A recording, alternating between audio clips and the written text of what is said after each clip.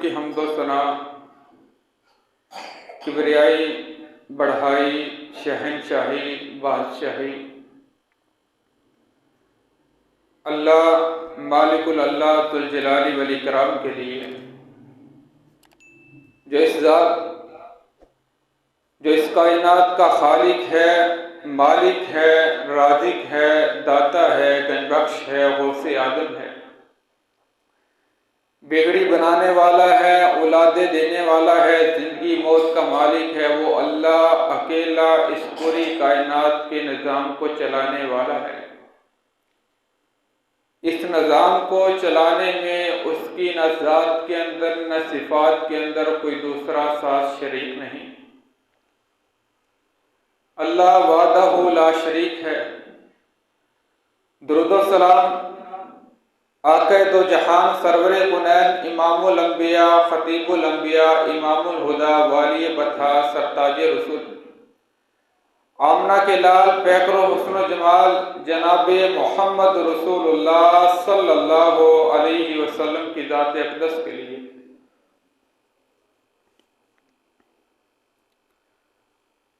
अल्लाह ताला की मेहरबानी कि अल्लाह ताला ने आज हमें इस मुकाम पे मिल बैठने का मौका अता किया। मेरी दुआ है कि अल्लाह ताला इस मस्जिद के तमाम मुआविनीन, तमाम खादिमीन और जितने भी नमाजी हैं सबको अल्लाह ताला सेहत, तंदुरुस्ती, ईमान वाली लंबी ज़िंदगी अता करे। और इसके अगर खुदा में से अगर कोई अल्लाह ताला को प्यारा हो चुका है, अल्लाह ताला उसकी मग़फ़िरत फरमाए, जन्नत के अंदर दर्जात की बुलंदी का सबब बनाए। हज़रात, खुतबा जुम्मा वक्त इंतहाई कलील होता है। कोशिश यही होती है कि इस मुख्तसर से वक्त के अंदर लोगों की इस्लाह की जाए, अपनी इस्लाह की जाए। अल्लाह ताला हमारी इस्लाह फरमाए। आज का जो हमारा मुआशरा है, जिस मुआशरे के अंदर हम जिंदगी बसर कर रहे हैं, ये मुआशरा तरह तरह के फितनों का शिकार, बेशुमार मुसीबतों और मुश्किलात का शिकार हो चुका है। जो यहाँ पे जिंदगी बसर कर रहा है वो अपनी ज़बान से ये जुमला कहने पे मजबूर है, हालात बहुत तंग है, गुजारा बहुत मुश्किल होता है, इससे मौत अच्छी थी। बूढ़े ये कहने पे मजबूर है, हमारे औलादे हमारा कहना नहीं मानती। नौजवान रोज़गार को, रोजी को तड़प रहा है, तरस रहा है, कोई काम नहीं मिल रहा। जो बचपन से तरबियत को जा रहा है, जवानी की पौड़ी चढ़ रहा है, वो कहने पे मजबूर है, मुआशरे ने मुझे गाली गलौज फहाशी सिखाई। इस मुआशरे ने जो कुछ मुझे दिया मैंने वही अपने अंदर बसाया। गोया कि ये पूरा का पूरा मुआशरा फितनों की लिपट में आ चुका। क्या जब हम इस कदर फितनों के अंदर आ चुके हैं, फिर अल्लाह ताला ऐसी कौम के ऊपर आजमाइश के तौर के ऊपर कुछ अज़ाबात भेजता है ताकि ये लोग इन अज़ाबात को देखकर, इन आजमाइशों को देखकर मेरे रास्ते के ऊपर आ जाएं, मेरे दर पे आ जाएं, मेरे पास आ जाएं, मेरे साथ ताल्लुक़ कायम कर लें ताकि मैं इनकी इस्लाह करूं और इनको अपनी नेमतों से नवाजूं। फिर अल्लाह ताला ने इसी कौम के ऊपर, इन्हीं लोगों के ऊपर थरपालकर के इलाके के अंदर कहत की शक्ल के अंदर, पानी की कमी की शक्ल के अंदर एक अजाब भेजा आजमाइश के तौर पर। लोगों ने अपनी आंखों से देखा, हमने अपनी आंखों से देखा कि जानवर एक नहीं हजारों की तादाद के अंदर पानी को तरसते मर गए। एक घूंट मिलना नहीं था कि जानवर वो घूंट पी के अपनी जान बचा लें, लेकिन पानी को देख देख कर ये तरस गए और मर गए। जानवर तो जानवर है, इंसान भी पानी को तरसते रह गए। फिर अल्लाह ताला ने सिर्फ थरपारकर के इलाके के अंदर नहीं, पाकिस्तान पूरे के अंदर बारिशों का कहर डाल दिया। ये लोग इलाके से निकले, शहर से निकले, गांव बस्ती देहातों के अंदर जाके नमाज इस्तिस्का का एहतमाम किया गया। लोग बारिश को तरस रहे हैं। मस्जिदों के अंदर, जलसों के अंदर, चौकों के अंदर, चौराहों के अंदर यही निदा लग रही है, यही दुआएं हो रही हैं कि अल्लाह तो अपनी रहमत की बारिश हम के ऊपर बरसा। फिर अल्लाह ताला ने अपनी रहमत की बारिश बरसाई। चलो, जो इन लोगों ने, ये कौम जो गुनाहों की तरफ चल पड़ी थी, शहर अब ये सुधर जाए और मेरे रास्ते के ऊपर आ जाए, लेकिन इस कौम ने फिर भी कोई अपनी इस्लाह करने की कोशिश ना की। इसी कौम के ऊपर फिर अल्लाह ताला ने सैलाब की शक्ल के अंदर अजाब भेजा। वो सैलाब जिसने बस्तियां उजाड़ दी, शहर के शहर उजाड़ दिए, लोगों के सरसब्ज इलाके को वीरान कर दिया। एक चटियल मैदान की तरह करता ये सैलाब गुजरता चला गया। लोगों के घर उजड़ गए, लोगों के खानदान उजड़ गए, कई जानों का नुकसान हुआ, माल गया, जमीनें गई, सब कुछ गया। चलो, अब शायद ये कौम डर जाए, अब मेरे दर की तरफ रुजू कर ले, अब मेरे दर पे आ जाए, मेरे रब के ऊपर आके माफी मांग ले, मैं इनके ऊपर अपनी नेमतों का इनाम करूंगा। लेकिन ये कौम फिर भी अभी से टस से मस नहीं हुई, अपनी उसी हालत के ऊपर है। हर इंसान ये कह रहा है ये अजाब उसके लिए आया, मेरे ऊपर नहीं आया, मुझे कौन सी जरूरत है गुनाहों की माफी मांगने की। ये जो मुसीबत आई है ये सिंध के इलाके में आई है, राजनपुर के इलाके के अंदर आई है। मैं बिल्कुल हंसता बसता, मेरा घर खुशहाल है, मुझे कोई जरूरत नहीं। मेरे भाइयों, अल्लाह ताला हमें कुछ निशानियां दिखाता है इबरत के तौर पे कि लोगों इन्हें देखकर नसीहत हासिल कर लो कि आज ये हालात उनके साथ है तो कल तुम्हारे साथ भी ऐसे हालात हो सकते हैं। मैं अल्लाह कादिर हूं, हर चीज के ऊपर जब चाहूं जैसे चाहूं करने के ऊपर कुदरत रखता हूं। अगर वहां पे ये हालात हैं तो तुम्हारे ऊपर भी आ सकते हैं। वो वक्त आने से पहले पहले तौबा कर लो, मेरे दर के ऊपर आके रुजू कर लो। हजरात, इमाम हसन बसरी रहमतुल्लाह अलैह रहमतुन वासिया बहुत बड़े ताबी हैं, जिन्होंने आप सल्लल्लाहु अलैहि वसल्लम की प्यारी ज़ौजा मोहतरमा हजरत उम्मे सलमा रजी अल्लाह ताला अन्हा की छाती से दूध पिया, जिन्होंने उम्मे सलमा रजी अल्लाह ताला अन्हा के हाथों में परवरिश पाई। इनकी मां लोंडी थी और उम्मे सलमा रजी अल्लाह ताला अन्हा की लोंडी थी, वो घर के काम किया करती थी। इस लोंडी का बच्चा हसन बसरी रहमतुल्लाह अलैह उम्मे सलमा के हाथों में परवरिश पाया। इमाम हसन बसरी रहमतुल्लाह अलैह के पास कुछ लोग आए सवाल करने के लिए। एक आया, कहने लगा, हजरत कहत बहुत है, बारिशें हो रही नहीं, कारोबार बंद हो चुका है, परेशानियां बहुत ज्यादा हैं, दुआ करें बारिश हो जाए। इमाम कहते हैं कि लोगों तौबा करो, अल्लाह ताला से माफी मांगो, अल्लाह ताला माफी की वजह से अपनी रहमत की बारिश भेजेगा। दूसरा साथी आया, हजरत शादी को अरसा गुजर चुका है, औलाद नहीं हो रही, औलाद जो अल्लाह ताला की बहुत बड़ी नेमत है, लेकिन मैं अभी तक इससे महरूम हूं, मुझे कोई हल बताए, मैं क्या करूं। हजरत ने उसे भी यही कहा कि मेरे भाई आप तौबा इस्तगफार करें, गुनाहों की माफी मांगे। कुछ टाइम गुजरा, थोड़ी देर बाद फिर एक आदमी आया, कहने लगा, हजरत मेरे पास ये मसला है, मेरी आमदन नहीं है, घर का खर्चा नहीं चलता, मुश्किलात बहुत ज्यादा है, मुसीबतों का शिकार हूं, उसे भी यही कहा कि तुम भी तौबा इस्तिग़फ़ार करो। एक आदमी ने पूछा,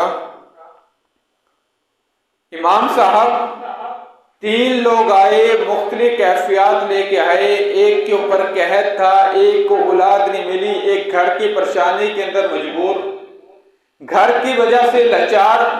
आपने तीनों को हल एक बताया। कहने लगे, आपने क्या वो आयत नहीं पढ़ी जिसके अंदर अल्लाह ताला ने फरमाया फ़क़ुल्तु अस्तग़फ़िरू रब्बकुम इन्नहु काना गफ़्फ़ारा। तुम अल्लाह ताला से अपने गुनाहों की माफ़ी करो, अल्लाह ताला माफ़ फरमाने वाला है।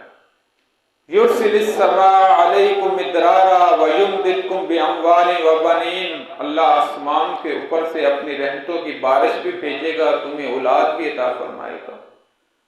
हजरात, जो मुश्किलात और जो हालात आज हमारे बन चुके हैं, अब हमें भी चाहिए कि अल्लाह ताला के दर के ऊपर आ जाएं और अल्लाह ताला के दर पे आके अपनी गुनाहों की माफी मांगे, तौबा करें।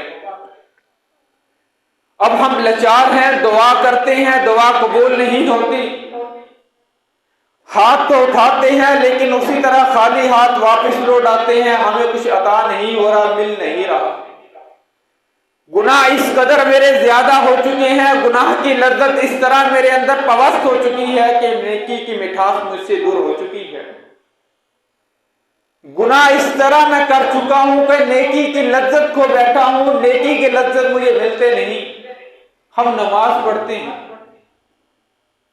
नेकी करते हैं, किसी की मदद करते हैं, अपने दिल की कैफियत खुद ही तुम जानते हो, मैं अपने दिल की कैफियत खुद ही जानता हूं। नमाज पढ़ के मेरे दिल को कितना एक सुकून मिलता है। मैं किसी के साथ भलाई करके अपने दिल के अंदर कितना एक सुकून पाता हूं, और गुनाह करने के बाद मैं अपने दिल के अंदर किस कदर सुकून पाता हूं। क्या अगर नेकी करने के बाद दिल के अंदर नेकी की मिठास और लज्जत मौजूद है तो समझ लें हमारे अंदर ईमान मौजूद है। अल्लाह ताला की मेहरबानी से अल्हम्दुलिल्लाह और अल्लाह का शुक्र अदा करना चाहिए। अगर नेकी करने के बाद हमें नेकी की लज्जत ना मिले, नेकी से दिल को सुकून और इत्मीनान ना मिले, तो समझ जाइए ये नेकी मेरी शहद कबूल भी हुई है कि नहीं। अगर गुनाह करने के बाद दिल उसी हालत के अंदर हो, इस दिल के ऊपर कुछ ना गुजरे, ये दिल परेशान ना हो, खौफजदा ना हो, गुनाह को गुनाह ना समझे, तो समझ लिए हमारे दिल मुर्दा हो चुके हैं, दिल के ऊपर स्याह मुक्ता लग चुका है, दिल स्याह होता चला जा रहा है। हजरात, अल्लाह ताला के सामने जब इंसान गुनाहों की माफी करता है, रब के सर के ऊपर आता है, अपने गुनाहों की माफी मांगता है, मेरा अल्लाह बड़ा मेहरबान है। वो अपने बंदे की सिर्फ आमद के इंतजार के ऊपर बैठा है, मेरा बंदा जब आए मेरे दर के ऊपर मैं उसके गुनाहों को माफ कर दूं। मैं आपको एक हदीस सुनाना चाहता हूं कि अल्लाह के नबी करीम अलैहिस्सलातु वस्सलाम फरमाते हैं, जब बंदा रब ताला के दर के ऊपर गुनाह की माफी के लिए आता है, जब बंदा अपने गुनाहों की माफी के लिए रब ताला के दर के ऊपर जा रहा है, आप सल्लल्लाहु अलैहि वसल्लम फरमाते हैं, आदमी अगर एक हाथ आगे चलता है ना, तो मेरा अल्लाह एक बरिश्त आगे चल रहा है, अपने बंदे की तरफ आता है कि मेरा बंदा मेरे दर के ऊपर आ रहा है। अगर ये बंदा एक बरिश्त चलता है तो मेरा अल्लाह इस तरह दोनों हाथ में फैलाए आ रहा है आगे। अगर बंदा पैदल चल के आ रहा है तो मेरा अल्लाह उसकी तरफ दौड़ के आता है कि मेरा बंदा मेरी तरफ आ रहा है। रब को अपने बंदे के साथ बहुत मोहब्बत है, बस सिर्फ काम इतना है कि बंदा अल्लाह ताला के साथ ताल्लुक हो और वो बंदा अल्लाह ताला की दर की तरफ रुजू करे और अपने गुनाहों की माफी मांगे। कौन सा ऐसा गुनाह जिसकी अल्लाह ताला ने माफी ना दी हो? शिर्क, अगर इंसान शिर्क भी कर ले और पक्के और सच्चे दिल से तौबा कर ले, आज के बाद अल्लाह तेरी जात के साथ मैं किसी को शरीक नहीं ठहराऊंगा, नेकी के रास्ते के ऊपर लग जाए, मेरा अल्लाह ताला उसके इस गुनाह को भी माफ फरमा देगा। शिर्क से बढ़ के कोई बड़ा गुनाह नहीं। यारो, मुसलमान की एक जान की किस कदर वैल्यू है। इस खड़े जिस्म की किस कदर वैल्यू और औकात है कि हजरत उमर रजी अल्लाह तआला अन्हु बैतुल्लाह के अंदर खड़े हैं और फरमाते हैं, बैतुल्लाह तेरी बड़ी वैल्यू है, बड़ी कदर है, तुझे अल्लाह ने बड़े मुकाम से नवाजा, पर याद रख तेरी हुर्मत से ज्यादा एक इंसान की हुर्मत, एक मुसलमान की हुर्मत बढ़कर है। लेकिन मैं वाकया सुनाना चाहता हूं कि बनी इसराइल का वो आदमी जिसने 99 कत्ल कर लिए। यारो, एक तरफ बैतुल्लाह, एक तरफ एक इंसान जिसकी हुर्मत हजरत उमर फरमाते हैं बैतुल्लाह से बढ़कर है। इस आदमी ने 1, 2 नहीं 99 कत्ल कर लिए, फिर भी अल्लाह ताला के दर पे आया और अपने गुनाहों की माफी मांगने के लिए चल पड़ा। जा रहा है, एक राहिब से मिला, कहने लगा, भाई मैंने 99 कत्ल किए हैं, अब मैं अल्लाह ताला के दर पे रुजू करना चाहता हूं, तौबा इस्तगफार करना चाहता हूं, गुनाहों की माफी मांगना चाहता हूं, मेरे लिए कोई रास्ता बताएं। यारो, राहिब कहने लगा, इल्म का कच्चा था, इल्म इस कदर नहीं था कि वो उसे रास्ते के ऊपर रहनुमाई कर सके। तेरी तौबा नहीं हो सकती, तूने इतने बड़ा गुनाह कर लिया, 99 कत्ल कर लिए। अब ये आदमी कहता है, अगर मेरी मुआफी नहीं, जब इंसान को पता चल जाए मैं जिस रास्ते पे चल चुका हूं इस रास्ते से मेरा पीछे हटना मुमकिन नहीं। कोई बंदा किसी को कह दे, यार तेरी तो मुआफी है ही नहीं, फिर वो क्या करेगा? अगर मेरी मुआफी नहीं तो जेड़े काम लगा मैनू लगा रहने दे। उस आदमी ने उस राहिब को भी कत्ल कर दिया, कहा मेरी हैट्रिक हो चुकी, अब 100 आदमी को कत्ल कर चुका हूं। लेकिन फिर भी इसके अंदर तौबा की तलब थी, तौबा की रुजू थी, तौबा करना चाहता था, रब का खौफ इसके दिल के अंदर बैठ चुका था, ये तौबा के लिए फिर निकल पड़ा। यारो, इस आदमी की हालत चेक करो, तौबा की किस कदर इसके अंदर तलब है कि एक आदमी से और जाके तल्लुक करता है, उससे साथ मिलता है, सलाम दुआ करता है, बताता है अपना वाकया, मैंने 100 कत्ल किए हैं, अब मैं जाकर अल्लाह ताला के सामने रुजू करना चाहता हूं, अपने गुनाहों की माफी मांगना चाहता हूं। उसने कहा, आप फलां इलाके की तरफ चले जाएं, ये काफिला जा रहा है, इसके पीछे चले जाएं, वहां पे कुछ उलमाए किराम हैं, वो आपको रहनुमाई फरमाएंगे, आप उन तरीके पे चल के इन लोगों के साथ रह के अपने गुनाहों की माफी मांगे कि अल्लाह ताला तुम्हारे गुनाहों को माफ फरमा देगा। यारो, ये आदमी उस रास्ते पे चल पड़ा। अलगढ़ वाकया मुख्तसर, तौबा की नहीं, तौबा करने की सिर्फ तलब थी, उसके दिल के अंदर ख्वाहिश मौजूद थी, अभी हाथ उठाए नहीं कि रास्ते के अंदर ही मौत आ जाती है। अल्लाह ताला अपने बंदे को सिर्फ माफी के लिए बहाना तलाश कर रहे हैं, बहाना ढूंढ रहे हैं कि मेरे बंदा मेरे दर पे आए, मैं इसे माफ करूं। ये आदमी अब इस बस्ती के बाद पहुंचा नहीं कि रास्ते के अंदर मौत आ चुकी है। अब जन्नत के फरिश्ते भी आए हैं, जहन्नम के फरिश्ते भी आए हैं। जन्नती कहते हैं हम लेके जाएंगे, ये जन्नत का मेहमान बनेगा। जहन्नमी कहते हैं इसने 100 कत्ल किए हैं, सारी जिंदगी गुनाहों के अंदर गुजारी है, किस तरह ये जन्नत के अंदर जाएगा, हम इसे जहन्नम के अंदर ले जाएंगे। अल्लाह ताला ने आसमान पे बैठा है फैसला किया, मेरी जमीन जिस रास्ते से ये आदमी सफर करके आ रहा है, थोड़ी सी और तू बढ़ जा। जिस इलाके की तरफ इसने सफर करके जाना, उसे कहा तू सुकड़ जा। ऊपर से फैसला करने वाले एक आदमी को भेजा, फरिश्ते को भेजा, जाओ इनके अंदर जाके फरिश्तों के अंदर फैसला करो।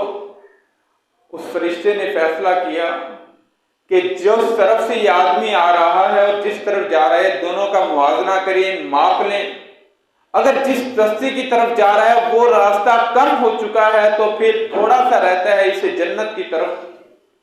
अगर वो रास्ता ज्यादा है और जिस इलाके से आया वो सिर्फ थोड़ा सा सफर तय किया है तो फिर इसे जहन्नम वाले फरिश्ते ले जाएं। लेकिन अल्लाह ताला ने उसे सिर्फ बहाने के तौर के ऊपर कि इस बंदे की दिल के अंदर सिर्फ तलब थी मेरे दर पे ऊपर आने की, तौबा करने की, इसी वजह से जमीन को कहा फैल जाओ, उस जमीन को कहा सुकड़ जाओ, इस आदमी को जन्नत का मेहमान बना दिया। यारो, यहीं पे बस नहीं, वाकयात बेशुमार हैं। जिस कदर बयान किए जाए उस कदर कम है कि अल्लाह के नबी करीम अलैहिस्सलाम की एक और हदीस कि आप सल्लल्लाहु अलैहि वसल्लम ने फरमाया, इन्नल्लाह युबसितु यदाहु, अल्लाह ताला अपने हाथों को फैलाए हुए है ताकि जिस बंदे ने दिन को गुनाह किए हैं वो रात को मेरे दर पे लौट आए। यहीं पे बस नहीं, फिर अल्लाह ताला रात को आवाज लगाता है, हाथ फैलाए हुए, जिस बंदे ने रात को गुनाह किए हैं वो बंदा दिन को मेरे दर पे आ जाए, जिस बंदे ने दिन को गुनाह किए हैं वो रात को मेरे दर पे आ जाए और अपने गुनाह की माफी मांग ले। बंदे, गुनाह के बाद माफी मांगना तेरा काम है, हिला इख्तियार करना तेरा काम है, तरीका तुझे मैंने बता दिया और माफी मैं अल्लाह ताला ने खुद करना है, सिर्फ करना तेरा ये काम है। तूने मेरे दर के ऊपर आके निदामत का इजहार करना है, हाथ मेरे आगे उठा लेने हैं, ताल्लुक मेरे साथ कायम करना है, गुनाह की माफी तूने मांगनी है, गुनाह मैंने तेरे माफ करने हैं। अगर फिर भी ये आदमी ना जाए तो इसकी मर्जी की बात है। हजरात, तीसरी हदीस के अल्लाह के नबी करीम अलैहिस्सलातु वस्सलाम फरमाते हैं, हाय अल्लाह, कैसा वो अल्लाह ताला गफूर रहीम है कि अपने बंदों को माफ करने के लिए किस किस तरह के वो मौके तलाश कर रहा है, किस तरह के हमें मौके अता कर रहा है कि मेरा बंदा सिर्फ मेरे दर पे आ तो जाए।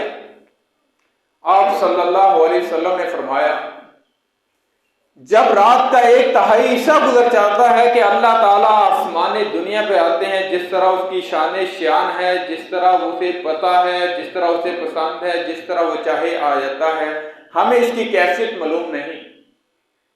लेकिन आप सल्लल्लाहु अलैहि वसल्लम ने फरमाया, आसमाने दुनिया पे ऊपर अल्लाह ताला रात का 1/3 हिस्सा गुजरने के बाद आते हैं और अपने बंदों को निदा लगाते हैं, हल मिन मुस्तगफिरिन, है कोई गुनाह की माफी मांगने वाला, हल मिन ताइबिन, है कोई रुजू करने वाला। यारो, है कोई बीमार, है कोई मुश्किलात के अंदर फंसा हुआ, है कोई बेऔलाद, है कोई मुसीबत के अंदर, है कोई कारोबार की जिंदगी के अंदर, दुनिया के किसी भी मुश्किल के अंदर फंसे हुए, मेरे बंदे आ जा, मेरे बंदे मेरे दर पे रुजू कर, मेरे बंदे उठ, बिस्तर छोड़, आजा, 2 नफल पढ़, मेरे आगे हाथ उठा, गुनाह की माफी चाहता है, गुनाह की माफी देता हूं। अगर तेरे ऊपर कोई मुश्किल आ चुकी है, मुश्किल से छुटकारा चाहता है, मैं मुश्किलात से तुझे छुटकारा देता हूं। बीमारी की जिद के अंदर आ गया है, मेरे दर के ऊपर आ, सिर्फ इतना कह, अल्लाह मुझे शिफा दे, मैं अल्लाह तुझे शिफा दे दूंगा। लेकिन हम बेहिस हो चुके हैं, हमें अपने गुनाहों की तलब, अपने गुनाहों के ऊपर मुआफी की तलब नहीं रही। बीमारी के लिए एक डॉक्टर के पास दिन रात एक करके हमें पता लग देना, इस बीमारी का इलाज इस्लामाबाद के परले कोने के ऊपर एक डॉक्टर बैठा है, उसके पास है, हम यहां से जितना पैसा खर्च करना पड़ा उधारे लेके जाते हैं उस डॉक्टर के पास, पता चला है उस डॉक्टर के पास इस बीमारी का इलाज मौजूद है, लेकिन यह भी पता है कि दवाई इस्तेमाल कर लें, ये गारंटी नहीं कि वाकई उसे उस डॉक्टर से इलाज करवाने से शिफा मिल जाएगी कि नहीं। हम अपना सारा पैसा खर्च करते हैं। वो बाप जिसका जवान बेटा बीमार हो, वो बाप घर बेचने के ऊपर मजबूर हो जाता है, घर के बर्तन बेच देता है, अपनी सारी जायदाद इस बेटे के ऊपर लगा देता है कि अल्लाह मेरे बेटे को शिफा दे दे। लेकिन कभी वो बाप इस दर के ऊपर आए, अल्लाह ताला के दर के ऊपर आए, रात को जब मेरा अल्लाह निदा लगाए, उसके सामने हाथ उठाए और अल्लाह से माफी मांगे, अल्लाह ताला से अपने बेटे के लिए शिफा तलब करे, अपने लिए शिफा तलब करे। वो दर जिसके ऊपर कन्फर्म है कि यहां से शिफा मिल जाएगी, यही वो रास्ता है जिसके अलावा दुनिया के अंदर कोई ऐसा दर नहीं, कोई ऐसा घर नहीं जिससे कोई शिफा मिले सिवाय अल्लाह के। हमने उस दर को छोड़ के डॉक्टरों के दर पे गए, अस्पतालों के धक्के खाए, माल जाया किए, अपनी औलाद के लिए सब कुछ किया, अपने माल जान कुर्बान करने के लिए तैयार हो गए, लेकिन ये कन्फर्म नहीं कि हमें यहां से शिफा मिलेगी या नहीं मिलेगी। जिस दर के ऊपर कन्फर्म हो चुका है कि अल्लाह से जब बंदा शिफा मांगता है, अल्लाह शाफी है, वो शिफा देने वाला है, अपने बंदे को शिफा देता है, हम उस दर के ऊपर जाते नहीं।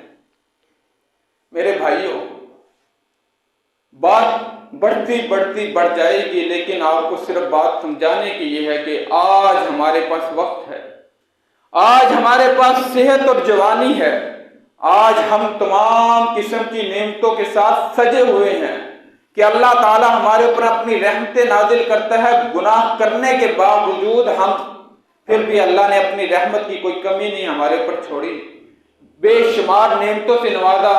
सिर्फ अपने बदन के ऊपर ही नजर दौड़ा ले, ये 5 फुट 4 फुट 3 फुट 6 फुट के बदन के ऊपर अल्लाह ने किस कदर नेमतों की किस कदर नेमतों की कसरत के साथ इस बदन को सजा दिया। यहीं पे सिर्फ नजर दौड़ा ले तो इंसान समझ जाए कि अल्लाह की किस कदर नेमतें मेरे ऊपर हैं। यारो, मैं एक मिसाल दे के बात करता हूं कि आदमी दुनिया के अंदर किसी आदमी के पास जाए और कहे मेरे भाई मुझे 5,000 रुपए की जरूरत है, वो आदमी उसकी सिर्फ मदद कर दे, 5,000 रुपए दे दे, वो आदमी सारी जिंदगी कहता है यार इस बंदे ने मुश्किल वक्त मेरे साथ एहसान किया था, मुझे पैसों की तलब थी और इस आदमी ने मुझे पैसे दे दिए, मैं भाई तेरा एहसान कभी नहीं भुला सकता। वो जगह जगह उससे चर्चे करेगा, यहां बैठेगा, भाई वो आदमी बहुत अच्छा है यार, उसने फलां मौके के ऊपर मेरी मदद की, फलां बहुत अच्छा, उसने फलां मौके पे मेरी मदद की, दुनिया के अंदर उसके चर्चे करने पे लगा हुआ है। और मैं पूछता हूं यार, जिस अल्लाह ने बेशुमार नेमतों से नवाजा, बेशुमार एहसान किए, हमने इस एहसान का क्या मूल्य अदा किया?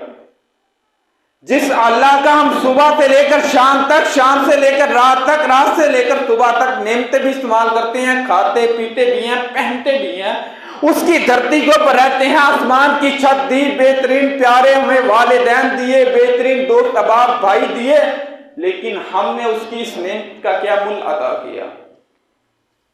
चाहिए तो ये था जो सबसे बड़ा एहसान करने वाली जात है, उसके एहसान का उसे बदला दिया जाए, उसकी इताअत और फरमाबरदारी की जाए। एक आदमी जिसने चंद रुपए के ऊपर एहसान किया, उसने तुम्हें अपना गुलाम बना लिया। जिस अल्लाह ने बेशुमार नेमतों से नवाजा, उस अल्लाह से हम दूर होते जा रहे हैं। मेरे भाइयों, ये जिंदगी बार बार नहीं मिलनी। ये सांस जो आ रही है, अगर ये खत्म होगी तो समझ लो हमेशा के लिए फिर ये खत्म है, दोबारा दुनिया के अंदर ये सांस नहीं चलेगी। अब वक्त, अब सब कुछ सिर्फ काम इतना करना है कि तौबा अल्लाह ताला से करनी है। अब सवाल ये है, मैं खुद पिछले दिन अपने एक दोस्त से डिस्कस कर रहा था, मोबाइल के ऊपर बात कर रहा था, यारो कि अब गुनाह इस कदर हमारे हो चुके हैं, हम सोचते हैं तौबा किस तरफ से शुरू करें। हम अपने गिनेबान पे, अपने बदन के ऊपर नजर दौड़ाए ना और सोचें कि इस बदन के साथ मैंने कितने गुनाह किए हैं और अब मेरी जिंदगी 25 साल से 30 से 50 60 साल हो चुकी है, कितने गुनाह कर चुका हूं, किस गुनाह की तरफ से तौबा की तरफ जाऊं, तौबा की दर के ऊपर जाऊं। तो हम सोचते ही रहते हैं, कर कुछ नहीं सकते, कि गुनाह इस कदर ज्यादा हो चुके हैं, तौबा करने की जी नहीं चाहता कि मैं इतना गुनाहगार कि बेशुमार नेमतें इस्तेमाल करने के बाद गुनाहों की लज्जत के अंदर पड़ा हूं, गुनाह से गुनाह करता जा रहा हूं। अब कहां पे जाके, किस दर के ऊपर जाके, किस तरह जाके अल्लाह ताला के सामने ये चेहरा दिखाऊं? अब ये चेहरा लेके आया हूं तौबा करने के लिए। लेकिन मेरे भाइयों, जिस कदर भी गुनाह हो जाए, अगर तेरे गुनाह समंदर की झाग से भी बराबर हो जाए, बढ़ जाए, ये जमीन की धरती ले लेकर आसमान की छत तक जितना खला है, सारे के सारे गुनाह से भर के ले आ, लेकिन आना किसके दर पे है? अल्लाह ताला के दर पे, और गुनाह की मुआफी के लिए तू आजा, मेरा अल्लाह गुनाहों को माफ फरमा दे। हाय अल्लाह, कुरान मजीद के अंदर अल्लाह फरमाते हैं, या इबादी अल्लज़ीना अस्रफ़ू अला अनफुसिहिम ला तक़नतू मिन रहमतिल्लाह। वो अपनी जानों के ऊपर ज़्यादती करने वालों, गुनाह करके अपनी जानों के ऊपर जुल्म करने वालों, आ जाओ मेरे दर के ऊपर, ला तक़नतू मिन रहमतिल्लाह, मेरी रहमत से नाउमीद ना होना। अल्लाह ताला मुआफ करने वाला है, बख्शने वाला है। तो आइए हजरात, अगर हम अपने गुनाह की मुआफी नहीं मांगते तो हमें नुकसान क्या मिलेगा? पहले हमें यह भी पता होना चाहिए कि हम जिस गुनाह करते जा रहे हैं, अगर गुनाह की मुआफी नहीं मांग रहे तो हमें क्या नुकसान है। हाँ, ये जिंदगी तेरे पास है, ये मौका तेरे पास है, ये वक्त तेरे पास है, ये अल्लाह ने तुझे दिया हुआ है।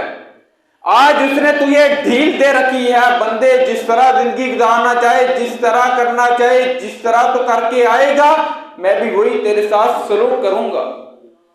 आज गुनाहों की लज्जत के अंदर अपनी जिंदगी को गुजारना चाहता है, गुजारता चला जा, मैं आज तुझसे कुछ नहीं पूछता। कभी किसी से अल्लाह ताला ने पूछा, हाँ भी बंदे नमाज नहीं पढ़ी, मैं तेरी रोटी का एक लुकमा कम कर दिया है।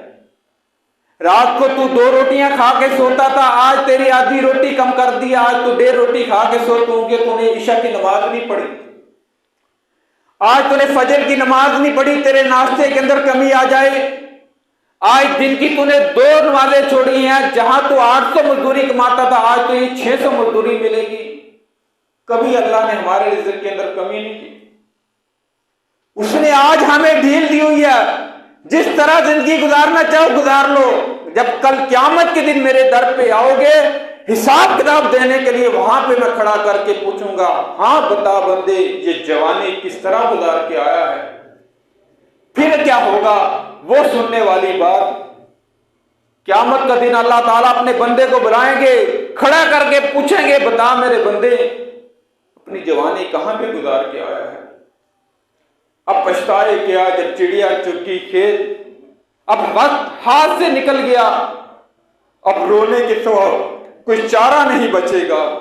इस वक्त मेरे भाइयों करना क्या है कि क़यामत के दिन जब अल्लाह ताला ने सवाल कर लिया, किरामन कातिबीन यालमूना मा तफअलून, ये तेरे जो रजिस्टर भर के आए हैं, ये फरिश्ते जो तेरे लिख के आए हैं, जो तेरा नामा इमाल तैयार होके आया है, खुद देख पढ़, बता तेरे साथ क्या सलूक किया जाए।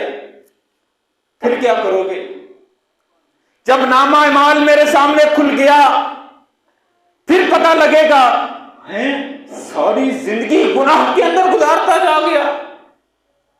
अगर क़यामत के दिन, कुरान मजीद इस बात की गवाही दे रहा है, मैं अपनी तरफ से नहीं बात कर रहा, यौमइज़िन तुहद्दिसु अख़बारहा, ये जमीन अपने अंदर से खबरें बोल बोल के निकालेगी, बाहर फेंकेगी, कहेगी, अल्लाह जिस आदमी को तूने 6 फुट का जिस्म दिया था, हट्टा कट्टा ताजा सेहतमंद ये नौजवान, जो जवानी की लज्जत के अंदर गुनाहों के अंदर पड़ा रहा, इस धरती के ऊपर खड़े होके, जिस धरती को तूने उसके लिए बिछोना बनाया था, इसके ऊपर खड़े होके गुनाह ही गुनाह और गुनाह करता रहा।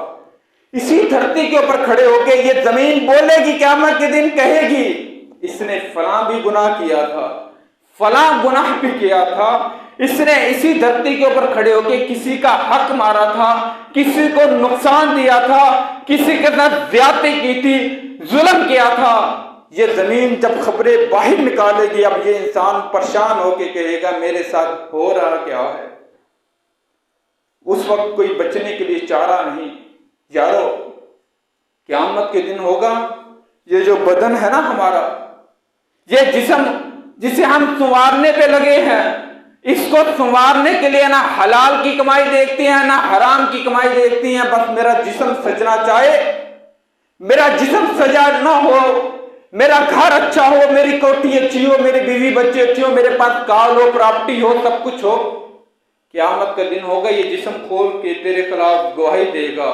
अल्लाह फरमाते हैं, यौमइज़िन नख्तिमु अला अफ़वाहिहिम व तुकल्लिमुना अयदीहिम व तशहदु अर्जुलुहुम बिमा कानू यक्सिबून।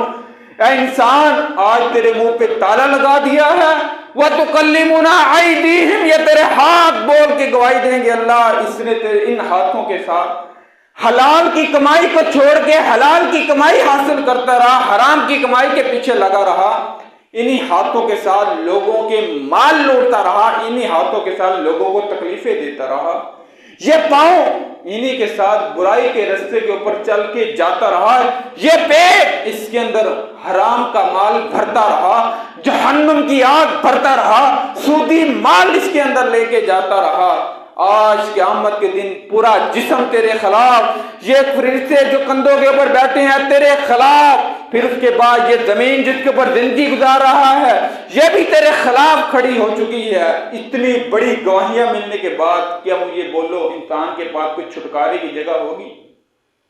इंसान भाग सकेगा? इंसान रब ताला के दर से दूर हो सकेगा? नहीं। फिर करना क्या है?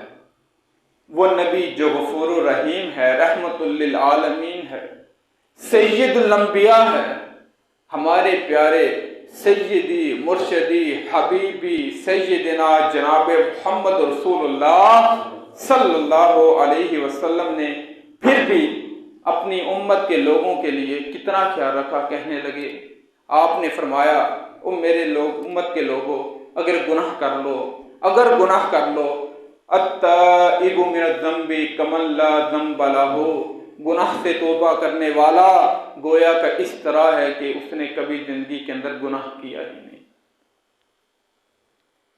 यार वो प्यारा नबी किस कदर गफूर रहीम है, वो सिर्फ अपनी उम्मत को बिश्काने के ऊपर लगा हुआ है कि मेरी उम्मत बच जाए, ये लोग रब के अजाब से बच जाए, ये लोग मुश्किलात से बच जाएं, ये लोग जन्नत का मेहमान बन जाएं, जहन्नुम से बच जाएं। इसलिए तो आपने फरमाया था ना, गुनाह से माफ़ी मांग लो, इस तरह गोया कि उसने कभी गुनाह किया ही नहीं। अब गुनाह से माफ़ी किस तरह मांगनी है? बात मुख्तसर, आखिरी वक्त सिर्फ और सिर्फ गुनाह से माफ़ी किस तरह मांगनी है ये हमें पता होना चाहिए। सबसे पहले गुनाह के लिए कुछ टाइम मुकर्रर है, अगर उस टाइम के अंदर गुनाह की माफ़ी मांगी जाए तो तौबा कबूल हो सकती है, उसके बाद तौबा नहीं कबूल हो सकती। पहले नंबर पे जो तेरी जिंदगी है ना, इस जिंदगी के अंदर तूने गुनाह से माफी मांगनी है। जो अल्लाह ने तुझे जिंदगी दी है, जिंदगी के अंदर गुनाह से माफी मांगनी है। अगर मौत आ गई, फरिश्ता तेरे पास पहुंच गया, जान तेरी यहां पे पहुंच गई, हालत के अंदर इसके बाद तेरी कोई तौबा कबूल नहीं होनी।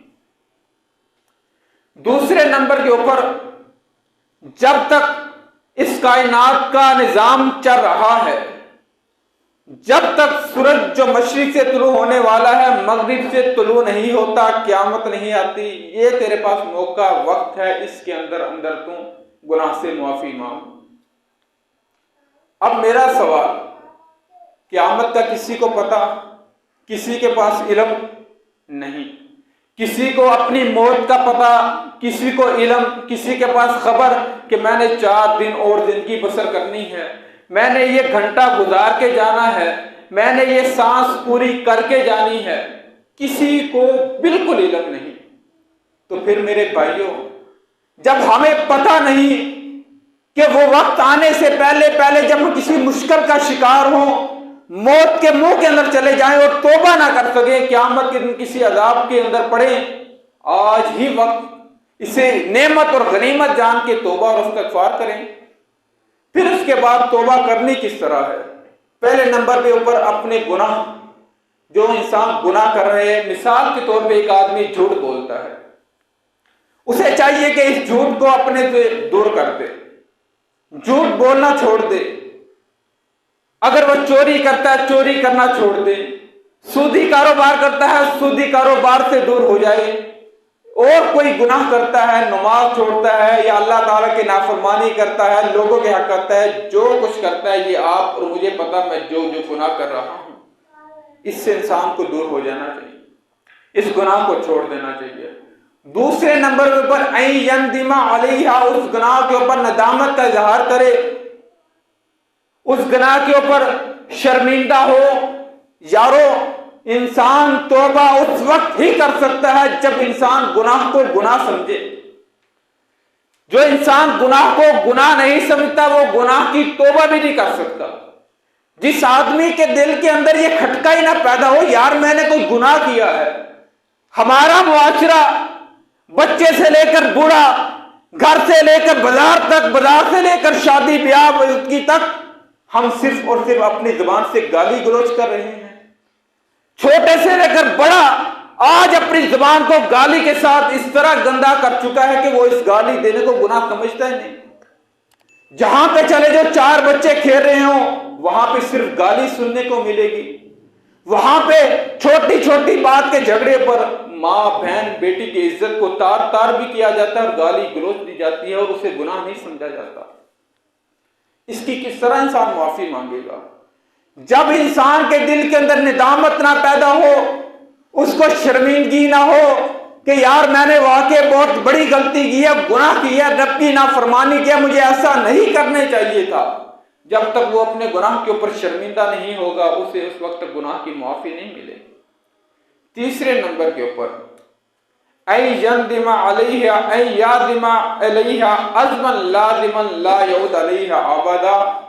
अपने गुनाह के ऊपर इस तरह पक्का और पुख्ता इरादा और अज़म करे, वादा करे कि ये सूरज जो मशरिक से निकल रहा है मगरिब से तुलू हो सकता है। ये जमीन जो आज बछोना है इसे उठा के आसमान के ऊपर लेके जाके दोबारा लुटा के उल्टा फेंक दिया जाता है। निजाम को दरम भरम तो हो सकता है, लेकिन मैं दोबारा इस गुनाह की तरफ पलटूंगा नहीं, दोबारा मैं ये गुनाह नहीं करूंगा। जब इंसान इस तरह अपने गुनाह की माफी मांगेगा तो मेरा अल्लाह ताला उसके गुनाहों को माफ कर देगा। मेरा अल्लाह ताला उसके गुनाहों को माफ कर देगा, उसको गुनाह से पाक कर देगा, फिर उसके ऊपर अपनी रहमतों की बारिशें, उसे औलाद माल, उसकी तमाम जरूरियात मेरा अल्लाह पूरे करेगा। चौथे नंबर के ऊपर,